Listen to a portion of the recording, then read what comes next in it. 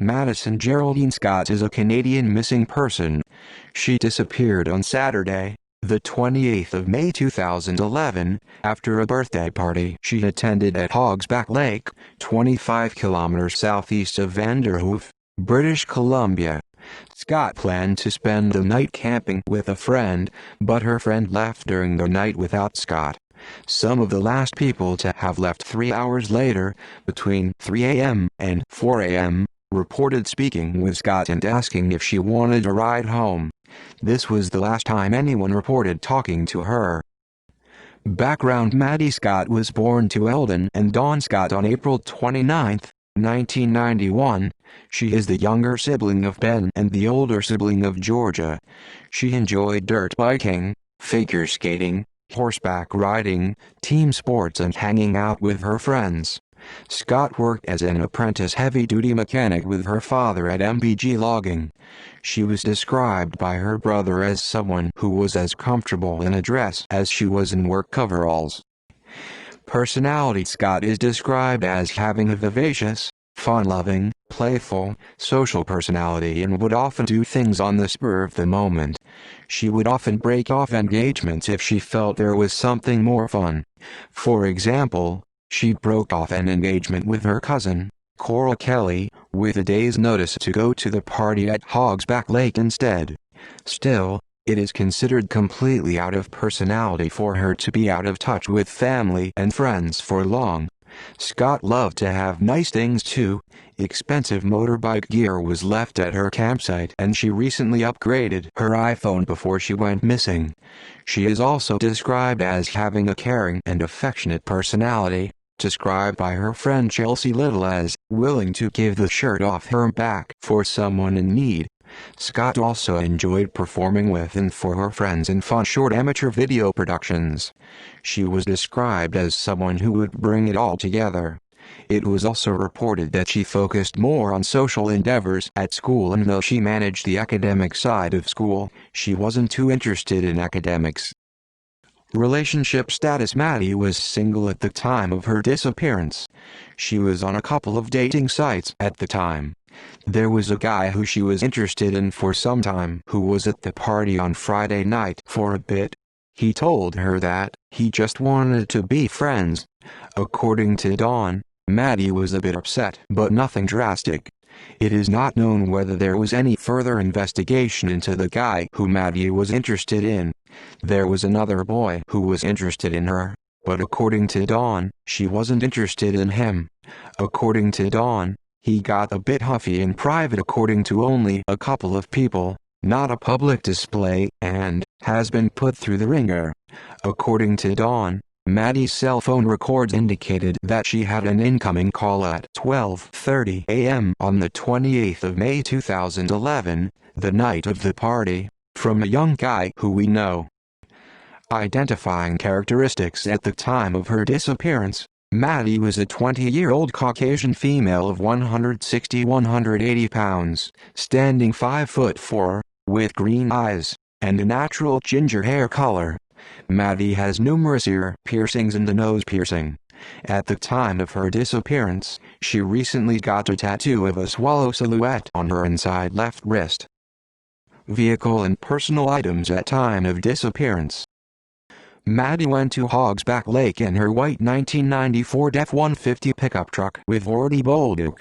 There were a number of items which Maddy took with her to the lake that remained on, in or around the vehicle after her disappearance. Many of these items were of value. Items found around the truck after her disappearance included a two-person dual-tone blue tent, sleeping bags, toiletries and costume jewelry. Items in the open bed of the truck after her disappearance included a hatchet, a cooler with wine and beer, a gas can with some gasoline, and motorbike boots. Items found within her truck, which was locked, included some clothes, her purse and an expensive camera. Numerous items were known to be missing at the time of her disappearance.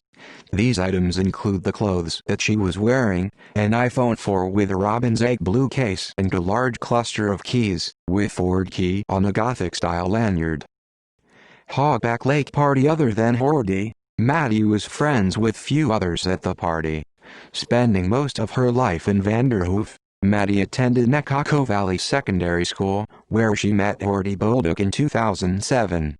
Jordy was new to the school. She and Maddy became friends soon after she arrived, though this friendship dwindled by the time they had graduated in 2009. The party was a birthday party thrown as a yearly event by a man who was present at Hogsback. The party was advertised by a Facebook event. It was reported that there were around 50 people who attended the party. Hogsback Lake geography. Hogsback Lake is a lake of about 128 acres in size. It is located 26 kilometers southeast of Vanderhoof. Soil type in the area is mainly glacial till composed of sand, gravel and clay, with a basalt bedrock. There are 3 gravel pits within 10 kilometers of Hogsback Lake: Mapes Pit, Sky Pit and Hogsback Pit. The area is a patchwork of lakes, creeks, swamps, forests and fields. The topography is composed of slightly rolling hills. Although there are no ranches within eyesight of Hogsback Lake Campground, there are numerous privately owned ranches within a kilometer of the lake, some of them with houses and other structures. Some of these are cattle ranches, and it is not uncommon to see horses, cows, sheep and other livestock nearby. Hogsback Lake itself is 22 feet at its deepest. There is a single outhouse about 50 feet from where Maddy was camping, accessible across a gravel lot. Depending on the weather, the lot can be noisy to walk across. There are a total of 10 campsites at Hogsback Lake, but it is known to host parties of multiple hundreds of people.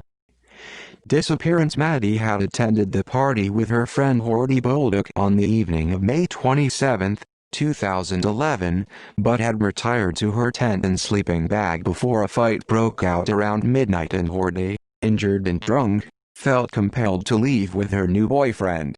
According to Jordy, even though she had tried to convince Maddy to leave, Maddy was already in her sleeping bag and didn't want to get up, so Jordy left her there. Jordy came back to the campsite with her boyfriend at about 8:30 a.m. the next morning to get Jordy's clothes and sleeping bag before Jordy went on her way to work. Jordy found Maddy's tent unzipped with her sleeping bags and stuff moved to the side. Jordy said that she didn't see Maddy and never reported this to anyone. Cell phone records. Maddy and Dawn were texting at 11:30 p.m. Friday the 27th of May, 2011, and the last activity on her phone was at about 12:30 a.m. on Saturday the 28th of May, 2011, when, according to Dawn, there was an incoming call from a guy we know. Cell phone records were retrieved by RCMP, including tower pings, and they had everything they needed. There was no record of any incoming cell phone activity after this. Maddy's timeline.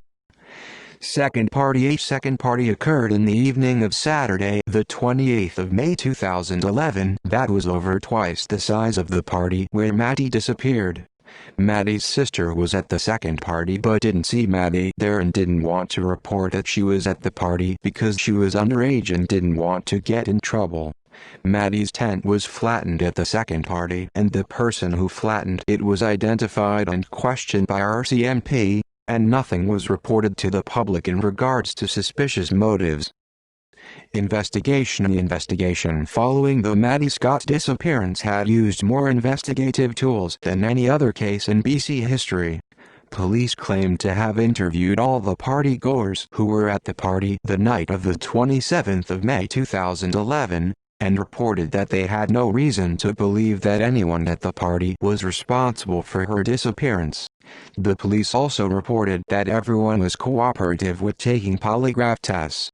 Most of the people at the party, with 150 people on Saturday night, also took the polygraph tests. Jordy Bolduc reported that she took the test numerous times and that at least one of those times, she claimed that they told her she aced it. One thing of note about polygraph tests is that in Canada the results of polygraph tests are not actually admissible as evidence in criminal court, so it leaves the question as to what the RCMP actually used the polygraphs for. It is possible that the tests were used to put pressure on the subjects being questioned, so as to elicit a confession. The police collected and examined all of Maddy's belongings from the campsite, including her truck, tent, sleeping bag and pillow. The police also collected Jordy's sleeping bag, pillow and pillowcase, though Jordy had collected them on the Saturday morning after the party. Jordy had washed her pillowcase but not her sleeping bag. The police found blood in Jordy's sleeping bag, which was determined to be from Jordy's ankle. Jordy was questioned about this blood and she was cleared after reporting that it came from when she was on a school trip years before. The Scott family also hired a private investigator who did their own interview with Jordy Bolduc. They reported back to the Scotts that Jordy kept asking to have her favorite pillow back. SGT Floyd of the RCMP reported, "We haven't identified anyone that would have a grudge or had any reason to harm or cause Madison's disappearance." RCMP reported that there was no sign of a struggle. RCMP believe that foul play is involved. Search effort. The area around Hogsback Lake has been searched extensively, including the lake, creeks, fields, swamps and forests surrounding the lake. Hogsback Lake is a lake of about 128 acres in size and 22 feet at its deepest, with clear water, 10+ feet visibility. The area has been searched by foot, quad, horseback, helicopter using forward-looking infrared, divers, cadaver dogs, boat, car and truck. There was a particularly extensive search effort in the initial days of the disappearance, with search crews walking in extended lines, hand in hand, checking in at 10 p.m., cadaver dogs searching and dive teams scouring the lake. The helicopter search included the use of forward-looking infrared in the early morning hours, as the ground was cool and body heat would stand out. The helicopter search covered an area east to west between Isle Pierre and Fraser Lake, and north to south between Fort St. James and south of Cinquette Mountain, Finger Lake, Paddock Lake, totaling an area of approximately 2,788.16 km², 50 km x 71 km ellipse. The boat search included the use of side-scanning sonar. Awareness effort. An awareness effort has been organized by Maddy's family and friends, involving the mass distribution of posters, bumper stickers, pens and signs. The awareness campaign seeks to distribute information about who Maddy is, the fact that she is missing, and whom to contact if you have any information. Currently there is an advertised $100,000 reward for anyone sharing information leading to the arrest of whoever took Maddy. The family and friends of Maddy have put on a yearly polka ride to raise awareness, which has been a flagship event in the effort to keep awareness fresh in the public mind. And there is also a series of documentaries, including an episode of 48 Hours, almost exclusively devoted to Maddy, a documentary film produced by Scottish director Stephen F. Squeller, blogs, video blogs and a Crime Stoppers video about the Maddy Scott disappearance. Theories. Numerous theories exist as to what happened to Maddy. Judging from her personality described by friends and family, and how she lived with her parents and often checked in, it is highly unlikely that she ran away. Also, since there was no evidence of anything that would cause her to leave the campsite on her own, such as a flat tire, police consider it unlikely that she left on her own. Animal attack has also been considered, and numerous people even reported seeing a large cougar in the area soon after her disappearance.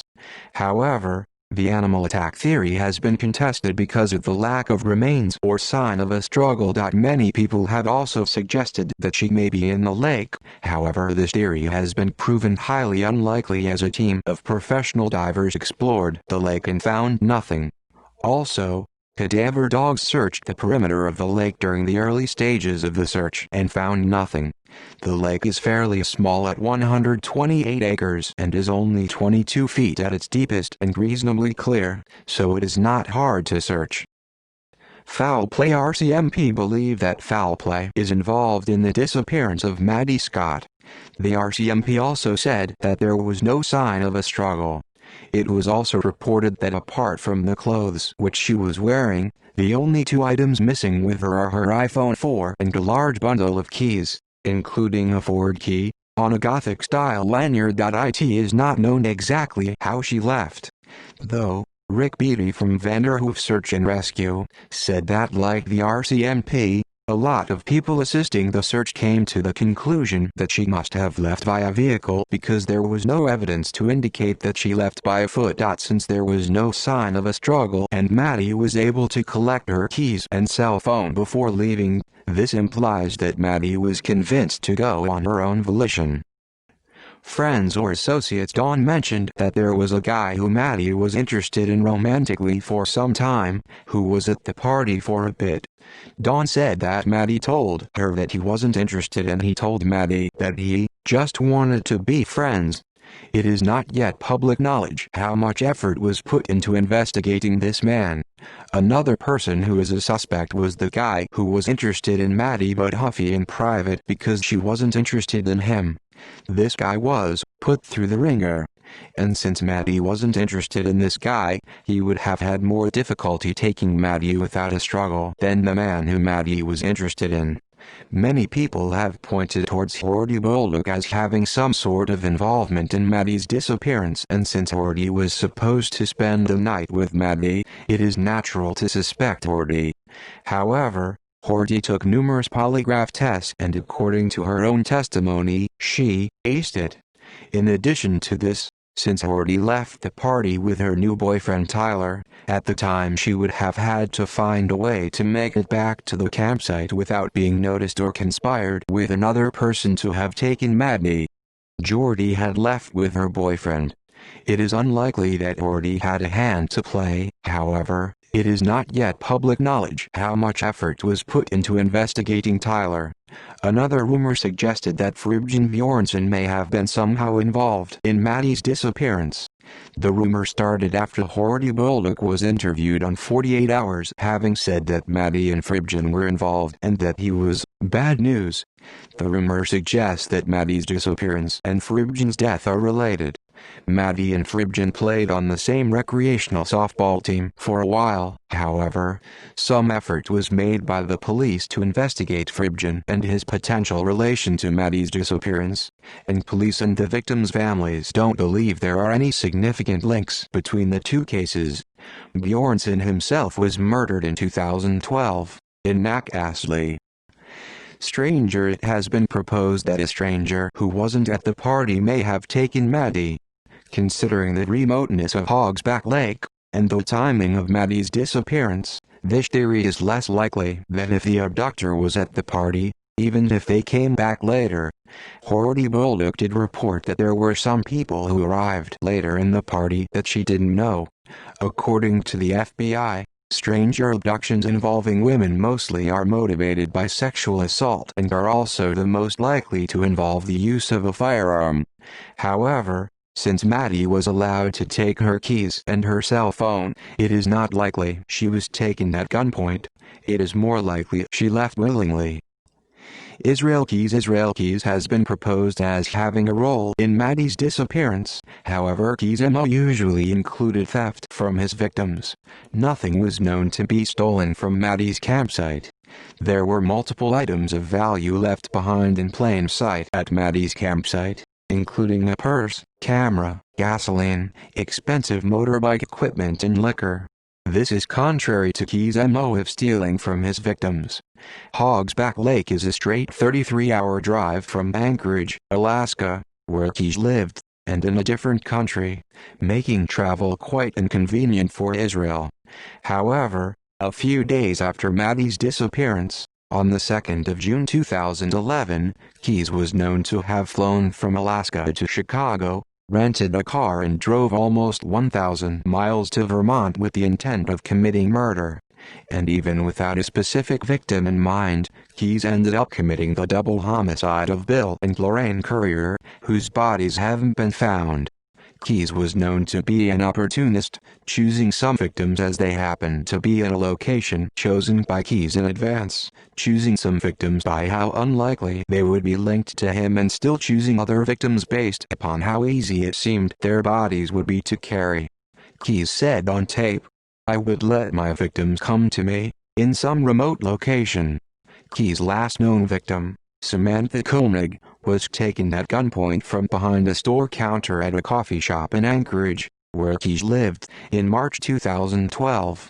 This is contrary to his claim that he would let his victims come to him in remote areas. Highway of Tears. Some have suggested that Maddy went missing as part of the Highway of Tears cases. However, for unknown reasons, the family has fought hard to keep her name off the list. At least 2 disappearances along the Highway of Tears corridor had similar circumstances, in that the women disappeared and items of value were left behind or had some similar characteristics. These women were Bonnie Marie Joseph and Anita Florence Thorne. Joseph's wallet was found with an uncashed check near a lake near Fraser Lake. Joseph was last seen hitchhiking outside of Vanderhoof, and Thorne's purse was left in her unlocked car, and her cell phone and keys were among the things that went missing with her. Anita Thorne went missing in Prince George, and her car was discovered near the Shelley turnoff outside of Prince George. Thorne was also described as someone who would give the shirt off of her back for someone in need, similar to how Maddy was described by her friends. Accident. It has also been suggested that Maddy's disappearance was the result of some misadventure, likely away from Hogsback Lake campsite. Although an accident is a theory about her disappearance that is in the public domain, and there was drinking and fighting at the party the night of her disappearance, there is no credible report in the public domain that Maddy disappeared due to an accident. See also List of people who disappeared. Highway of Tears. References. External links. Brain Scratch. Searchlight. Madison Scott's mother comments the vanishing of Madison Scott.